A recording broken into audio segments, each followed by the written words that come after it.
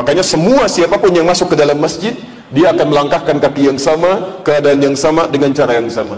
Apa anda pikir anda punya jabatan langkah masuk masjid kakinya kiri? Mustahil, pasti semua kanan. Karena itu ketika anda berdoa, sampaikan dengan keadaan tawadhu, bermohon kepada Allah khifatan dunal jahri. Ini poinnya. Karena sifat doa, sifat zikir itu kadang-kadang khusus pada pribadi, maka sifat yang khusus kadangkala lebih mulia. Itu pernah terjadi di awal-awal masa Nabi Sallallahu Alaihi Wasallam. Sampai-sampai Ibnu Abbas pernah mengatakan bahwa kuntu a'lamu, saya akan mengetahui ya berakhirnya masa salat itu ya ketika mendengar suara takbir yang dikeraskan. Ya. Hina asma'u at-takbir, ketika saya mendengar suara takbir yang dikeraskan. Pelan-pelan.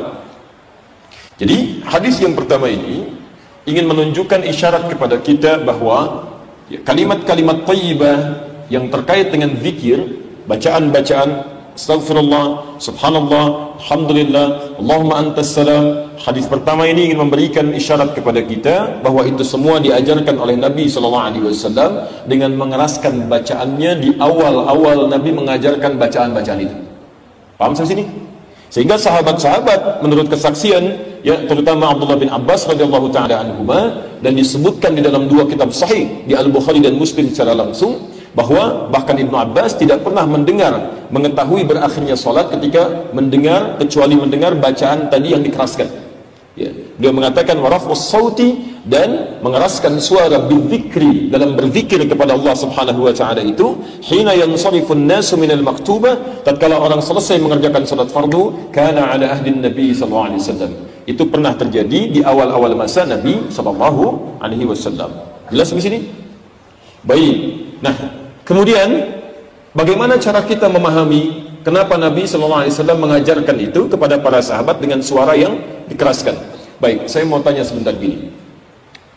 Mas, boleh sebentar. Bangun aja nggak apa-apa. Nama siapa? Akmal. Baik, Akmal ya, sebentar ya. Pegang mic-nya, di mic-nya bunyi, insyaallah. Baik. Bismillah, tes. Baik, saya bisikan sesuatu. Sampaikan apa yang saya sampaikan. Nggak usah senyum.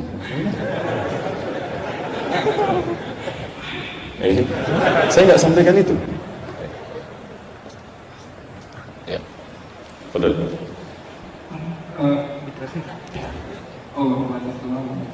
Oh, itu ngarang, ya. Baik, itu ngarang. Baik, teman-teman. Nah, saya agak keraskan lagi sekarang. Bismillah. Oke. Subhanallah, alhamdulillah, wa la ilaha illallah, Allahu akbar.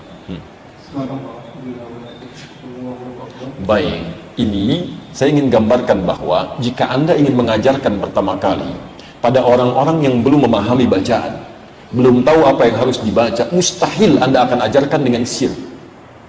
Mustahil Anda akan ajarkan dengan suara yang tak terdengar. Di belakang Nabi, para sahabat, Nabi ingin mengajarkan kalimat misalnya seperti tadi. Siapa yang mau dengar, gitu kan? Maka bagaimana sahabat bisa meriwayatkan kepada kita?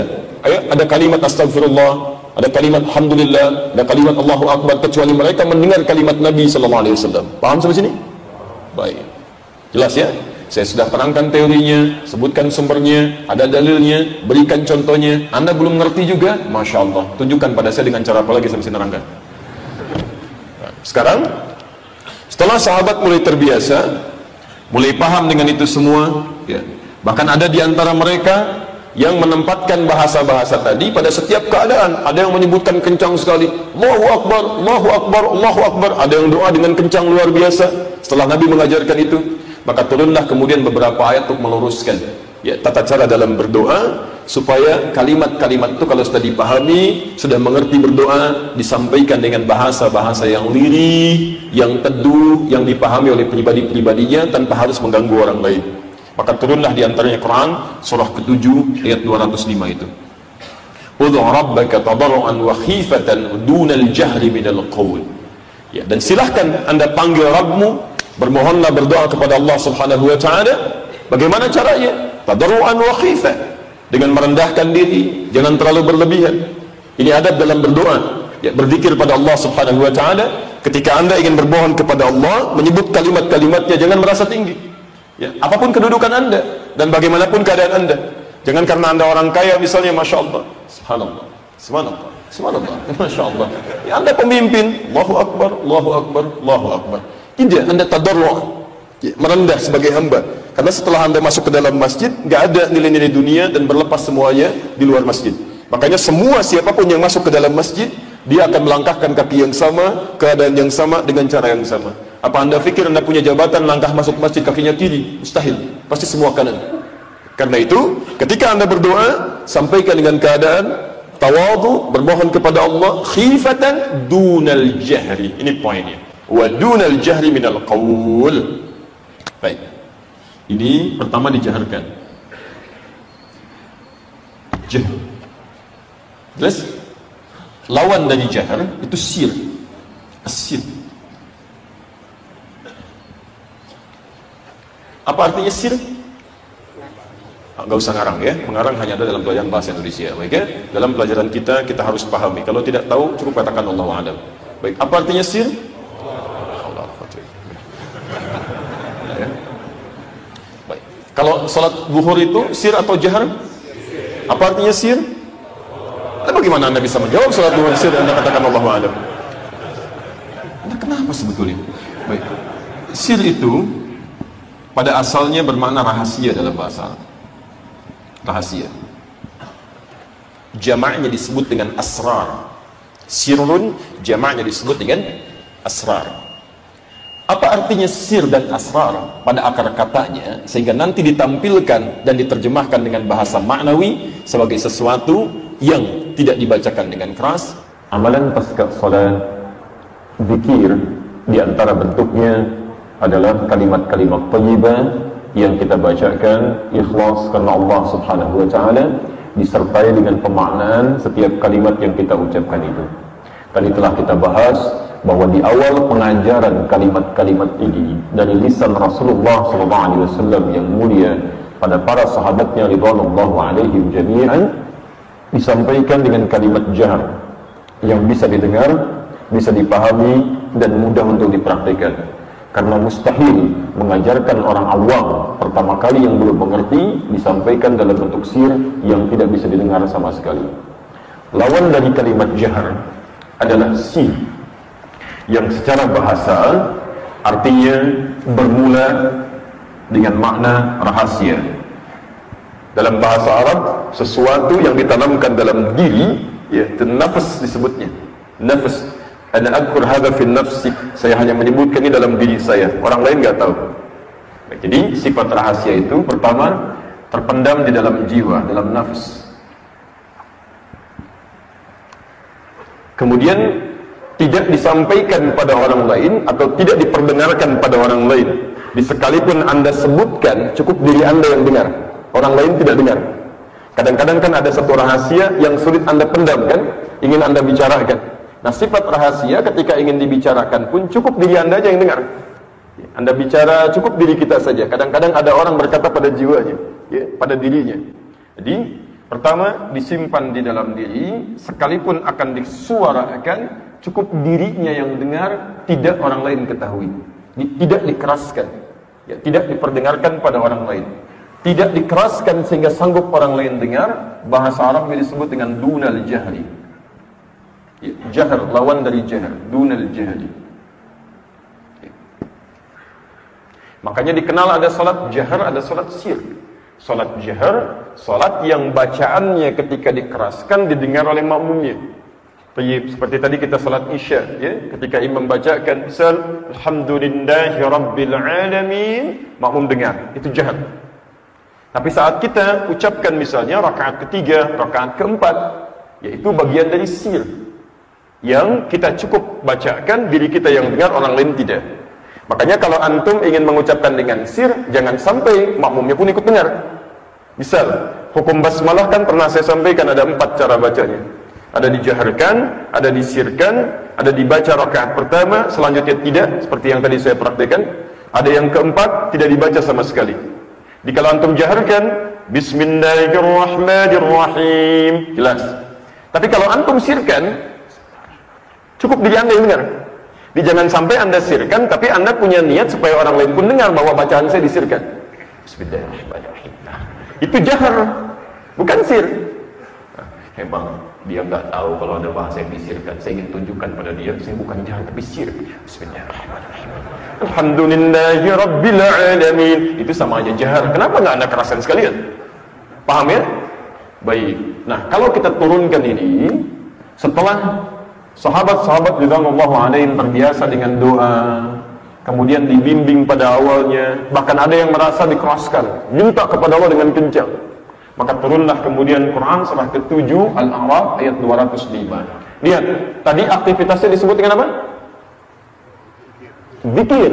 Maka turun kalimat di Quran wadhkur, dan berzikirlah, sebutlah, dzakara yadhkuru udhkur, kata perintahnya udhkur, dan berzikirlah, diterjemahkan di mushaf dengan sebutlah. Padahal kalau terjemahan yang baik, itu akar katanya dari kata zikir. Ya. Kalau Anda belajar ilmu sharaf, ada tasrif namanya, derivasi kata. Dzakara yadhkuru dzikran fahuwa dzakir wa dzaka madzkur udhkur, kata perintahnya. Baik, jadi kalau diterjemahkan yang baik, dan berzikirlah, bisa bentuknya dengan berdoa, bisa beristighfar, bisa bermohon pada Allah Subhanahu wa taala dalam konteks yang khusus. Paham sampai sini? Baik. Wadhkur rabbaka fi nafsika. Jadi ketika ada seseorang yang mulai paham dengan bacaan, menyebut Allah dengan kencang sekali, Allahu Akbar, Allahu Akbar, Allahu Akbar, minta, maka turun ayat wadhkur rabbaka fi nafsik. Cukup sebutkan kalau sudah paham doanya, tahu permintaannya, sebutkan, minta kepada Rabbu itu fi nafsik, pada diri kamu saja.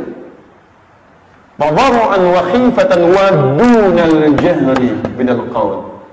Minta dengan merendah, bermohon dengan bahasa-bahasa yang lembut, dunal jahri minal qaul, dan enggak perlu kemudian kau keraskan berlebihan sehingga mengganggu orang lain di sekitaran. Paham sampai sini? Jadi ketika orang-orang mulai terbiasa, mulai paham dengan doa, mulai muncul kemudian ayat Quran, pengajaran-pengajaran Nabi, supaya hajat masing-masing disampaikan dengan penyampaian yang lembut, dengan bahasa masing-masing, dan dengan metode yang kedua, yaitu sir. Pelan.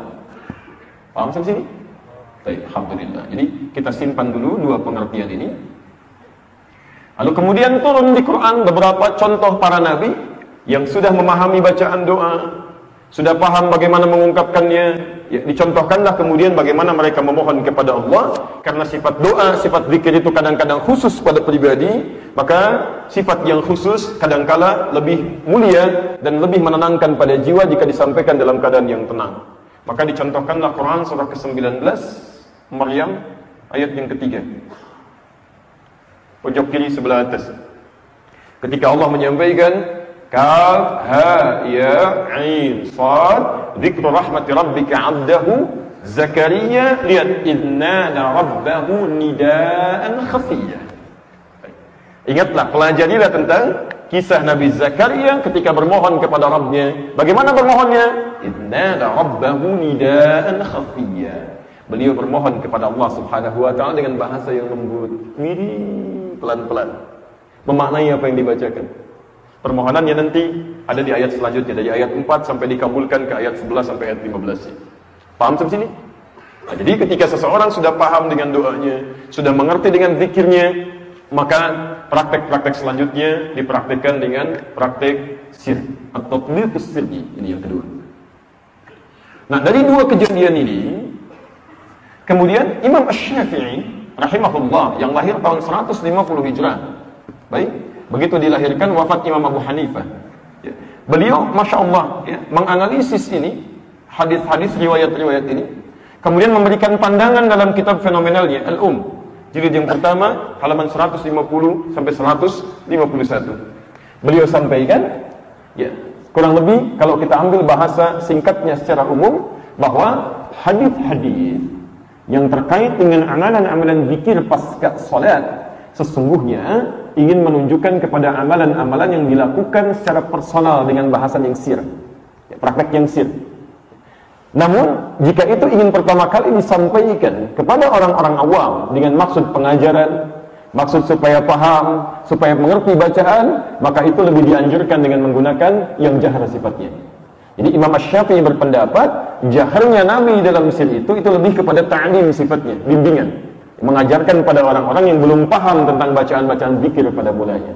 Tapi kalau seseorang sudah mengerti dengan bacaannya, sudah paham kalimat-kalimatnya, maka beliau menganjurkan kepada makna yang kedua, lebih mendorong kepada sisi yang kedua, yaitu diungkapkan dengan keadaan sir, karena dengan bacaan itu lebih meresap ke dalam jiwa, ingin berzikir di keluarga atau kerabat yang masih awam, sampaikan dengan jahar. Ya, ayah jadi imam di rumah, ya, dalam keadaan belum sempat ke masjid, kadar Allah misalnya kan situasi sulit ke masjid, terjadi banjir luar biasa, belum sholat di rumah jadi imam, ya, di antara makmumnya anaknya, boleh untuk mengajarkan. Begitu selesai, nah sini, astagfirullah, astagfirullah, astagfirullah. Emang kakak dosa apa ya? Astagfirullah, misalnya itu kan, karena belum tahu. Oh, bukan, ini bacaan zikir. Ayo ikuti, astagfirullah, astagfirullah, astagfirullah, subhanallah, subhanallah, subhanallah. Nah, ketika dia sudah mulai terbiasa, Anda bisa biarkan. Ya, dia sudah mulai bisa berzikir dengan baik, sudah memohon kepada Allah Subhanahu wa taala, dan ini yang dimaksudkan dengan turunan hadis ini. Ya. Termasuk juga dalam kitab Ruhul Bayan karya Abul Fida di juz yang keempat halaman 260, di antara turunan mazhab Asy-Syafi'i yaitu Imam An-Nawawi, termasuk masyayikh, syekh min al-masyayikh, ya, termasuk guru besar dalam mazhab Asy-Syafi'i. Beliau juga memadukan hadis-hadis ini dengan paparan yang sangat indah. Ya. Beliau sampaikan bahwa dua hadis ini jangan dikontradiktifkan. Jadi jangan sampai ada yang mengamalkan jahar, mengecilkan yang sir, atau ada yang sir, mencela yang jahar. Sebaliknya, Anda yang terbaik kumpulkan hadis ini. Nama metodenya dalam ilmu hadis al-jam'u wa taufiq. Kumpulkan seluruh hadisnya, lalu Anda analisis. Apa maksudnya hadis yang jahar ini, kapan dipraktikkan, dan apa maksudnya hadis yang sir ini, kapan dia digunakan. Kata Imam An-Nawawi, kalau dalam konteks Anda menggunakan yang jahar, baik itu digunakan seperti mengajar, atau ingin menyampaikan misalnya pesan khusus supaya fokus dalam zikir, maka silahkan gunakan jahar dengan maksud at-ta'lim. Tapi kalau Anda dalam situasi yang memudahkan meresap pada jiwa dan tidak mengganggu orang lain, bahkan disebutkan dalam kalimatnya mengganggu orang istirahat, kata beliau, maka sir lebih utama untuk dilakukan. Paham sampai sini? Jadi ini teman-teman sekalian, uraian dari hadisnya, turun ayat Al-Qur'annya, dan pandangan para ulamanya. Termasuk juga di kitab Al-Muhalla, ya, karya Ibnu Hazm jilid yang ketiga halaman 306. Beliau mengatakan wa raf'us sauti ithra salati hasanun. Ya. Meninggikan suara saat zikir setelah salat di awal-awal masa pengajarannya itu sangat baik. Di awal-awal masa pengajaran. Ya, namun setelah itu nanti diteruskan pendapatnya, adapun bagi yang terbiasa ataupun sudah biasa dengan berzikir pada Allah Subhanahu wa taala, maka disarankan supaya tidak menimbulkan suara-suara yang berkenan mungkin mengganggu orang lain. Ya, kadang-kadang ada orang masbuk, Anda mungkin keraskan suara, ya, yang masbuk sedang sholat berjamaah sampai suara imamnya nggak pernah kedengar sampai ke belakang. Ya, saya pernah mengalami itu di satu daerah, ya kan? Kemudian dipraktekkan seperti itu, kencangnya luar biasa, sehingga suara kami saut-sautan dengan suara speaker dan nggak nyampe.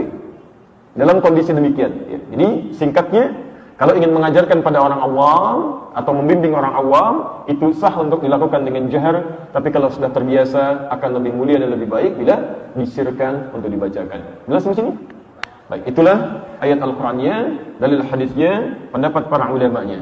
Ini ulama-ulama saleh, ulama salaf, ulama rujukan yang dekat dengan Allah, hafal Quran, paham hadis, paham fikih, dan masya Allah, karyanya sampai dengan saat ini. Mereka menampilkan pendapat yang luar biasa bijak dan disepakati oleh para ulama dengan maknanya. Karena itu aneh kalau antum misalnya ulama bukan, ahli fikih bukan, ahli Quran bukan, ahli hadis juga bukan, belum hafal Quran, belum tahu hadis, ya masya Allah, dan belum punya karya yang abadi sampai dengan hari ini, kemudian antum menyalahi pendapat para ulama ini. Halo, jelas? Baik ya. Jadi karena itu kita sepakati sampai di sini bahwa praktek bacaan Astaghfirullah, astaghfirullah, astaghfirullah. Allahumma antas salam, wa minkas salam. Tabarakta ya dzal jalali wal ikram. Subhanallah, alhamdulillah, Allahu akbar. Kalau sudah terbiasa akan lebih baik disirkan. Paham? Baik. Tapi kalau ingin membimbing seseorang dalam ta'lim atau ingin membimbing orang awam, maka boleh dijaharkan supaya mereka paham akan kondisi yang diajarkan. Mengerti sampai sini? Baik. Kalau belum paham, saya tidak akan teruskan. Paham insyaallah? Jelas? Baik, boleh dihapus? Alhamdulillah.